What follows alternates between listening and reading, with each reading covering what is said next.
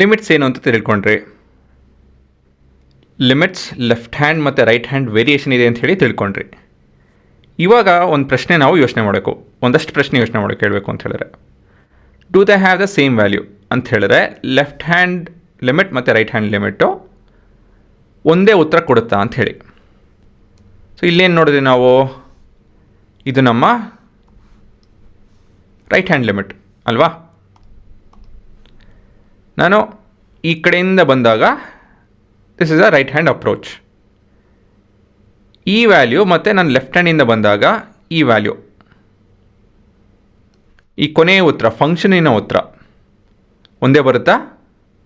ಹಾಂ, ನಾನು ತುಂಬ ಹತ್ತಿರ ಹೋದಷ್ಟು ನಾನು ನೋಡ್ಬೋದು ಎರಡನ್ನೂ 20ಕ್ಕೆ ಹೋಗುತ್ತೆ. ಕರೆಕ್ಟಾ? ಈ ಕ್ಲೋಸೆಸ್ಟ್ ಅಂತ ಹೇಳಿದಾಗ ಇಲ್ಲಿ 19.95 ಬರ್ತಾಯಿದೆ ಉತ್ತರ. ರೈಟ್ ಹ್ಯಾಂಡ್ ಸೈಡಿಂದ ಬಂದಾಗ 20.05 ಬರ್ತಾಯಿದೆ. ಇನ್ನು ಹತ್ತಿರ ಹೋದಷ್ಟು 19.999 ಬರ್ಬೋದು, ಆ ಕಡೆಯಿಂದ 20.0001 ಬರ್ಬೋದು ಅಂತ ಹೇಳಿದ್ರೆ ಎರಡನ್ನೂ ಒಂದೇ ಇರುತ್ತೆ. So do they have the same value? Actually ಹೇಳಬೇಕು ಅಂತ ಹೇಳಿದ್ರೆ not all the time.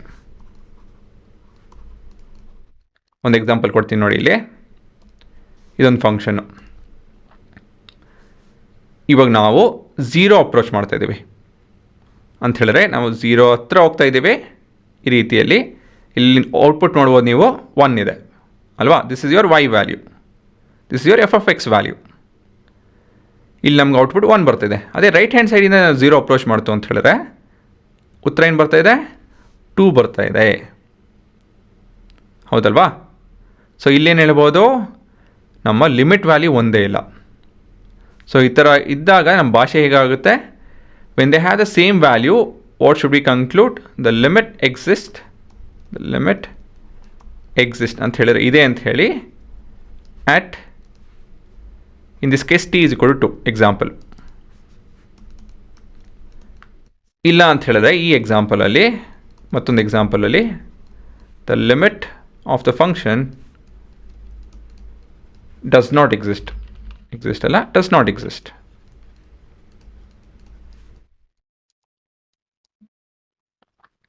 at x is equal to 0. ಸರಿನಾ? ಸೊ ಇದೇ ನಿಮ್ಮ ಕನ್ಕ್ಲೂಷನ್.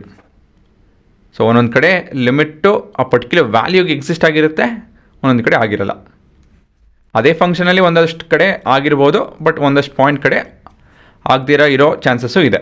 ಇವಾಗ ಇದರಲ್ಲೇ ನಾನು ಯಾವುದಾದ್ರು ಬೇರೆ ಪಾಯಿಂಟ್ ತೊಗೊಂಡಿದ್ದಿದ್ರೆ, ಎಕ್ಸಾಂಪಲ್ -5 ಅಂತ ತೊಗೊಳ್ಳಿ.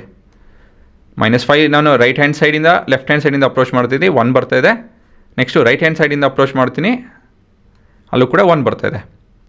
So from both the sides the value exist. ಅದೇ 0ಗೆ ಅಪ್ರೋಚ್ ಮಾಡ್ತು ಅಂತ ಹೇಳಿದ್ರೆ the value need not exist.